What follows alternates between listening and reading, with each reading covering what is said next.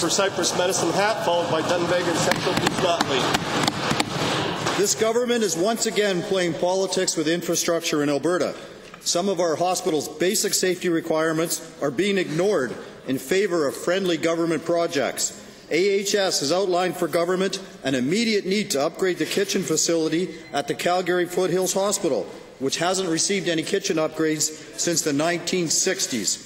The Foothills Kitchen has received several public health citations and is dealing with failing, obsolete equipment and mold issues. AHS has requested immediate funding to repair this issue.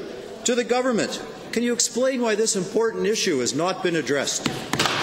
Mr. Speaker, this is really rich, coming from a party that ran the last campaign and continues to be committed to building less, and yet every project in their constituency should be this government's #1 priority.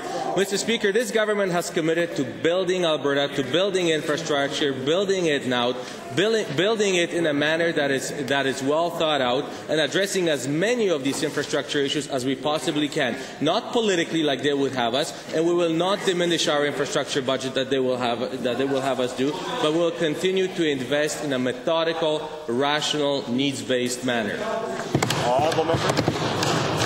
A major safety concern not at all on the priority list.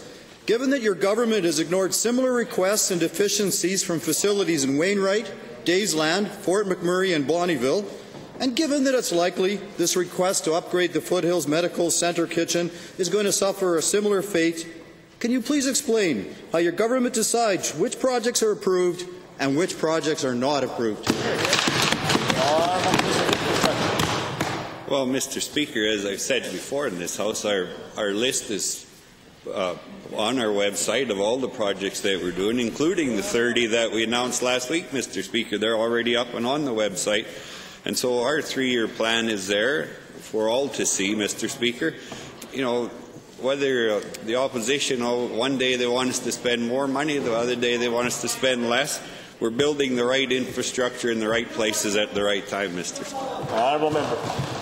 Given that Alberta Health Services has submitted this repair as an immediate concern, and given that your government has ignored this health concern, while at the same time funding projects that aren't even on the list of AHS capital requests, it's clear the government continues to play politics with taxpayers' money.